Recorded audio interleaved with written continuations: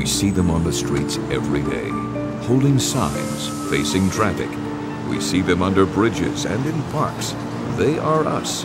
We are them. They all have different stories and reasons why they are now homeless. This is a story within the story, theirs and ours. It is a story of compassion. It is a story about community and a story of success. It's a break from the hustle and bustle of the city. Cuddy Midtown Park reopened a year ago, and it's become a favorite dog walking spot to wander far off the bike trails. It's unfortunate that they've moved into these treed areas here. And you're bound to find a new favorite camping spot. Hello, anybody home?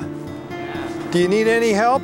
Ed O'Neill is the program director for the Anchorage Responsible Beverage Retailers Association, an organization that tries to help the homeless. O'Neill says he was walking through the park the other day on his lunch break and couldn't help but notice the things lying on the ground. And I thought, well, I'll just go ahead and wander over and see what's going on in the woods because, you know, it's a pretty popular place for panhandlers. O'Neill says he might have known the panhandler that was struck not far from this campsite overnight last night. Are you guys panhandling? No. We don't do that. Yeah, accumulating enough money within a short period of time to, you know, to get their beverage needs for the day, you know, and it's just really unfortunate. He says it's also unfortunate that the homeless are spread out all over Anchorage, making it hard for organizations like his to find and offer help. Have you been down there, Sparky? You know where it's at? So he's creating his own tent city. For the compassionate part of it is to encourage them to go to a specific area to where I can help manage it a little bit better. Maybe get some help to them. And while he doesn't ask these campers to leave, I wouldn't worry about it until APD shows up. O'Neill says if something isn't done now, Cuddy Park will just become another homeless camp. It's just been here for a very short time, and there's enough impact right now to where it's going to encourage more people to come in. Hello? A dozen homeless people that died this past summer has made the issue around tent cities a controversial one around town. Ed O'Neill's organization, called the Anchorage Responsible Beverage Retailers Association, tries to help out the homeless population in Anchorage. This is your street people, some of them are inebriates and some of them are just looking for a leg up, you know, and a lot of them have work during the day. Out of the 47 years living in Alaska, Deborah Lane Chafin spent half of that time on the streets.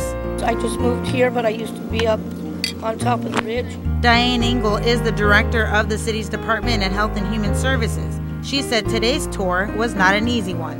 It's hard from a humanitarian standpoint, it's a hard thing for me to see and think about, and you put yourself in that situation and it's a hard, sobering thing.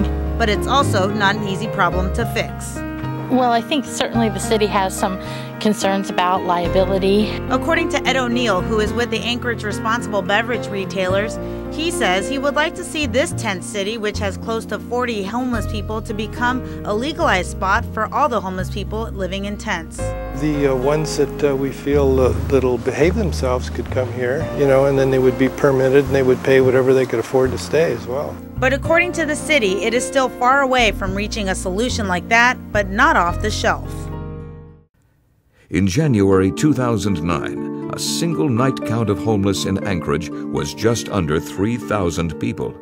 Arbora, Anchorage Responsible Beverage Retailers Association, has a mission to provide a safer, cleaner city with compassionate outreach for the homeless.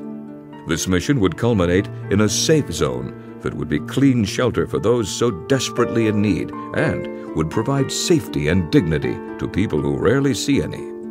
These concerned companies, organizations, and private citizens are on the front lines to provide real solutions to a growing problem. Anchorage CHAR, Anchorage Downtown Partnership, Catholic Social Services with Arbora have teamed up to launch the Change for the Better program, which turns the loose change that is sometimes given to panhandlers and consequently spent on beverage needs and turns it into food and social services that might offer a way out of the vicious cycle of homelessness and dependency.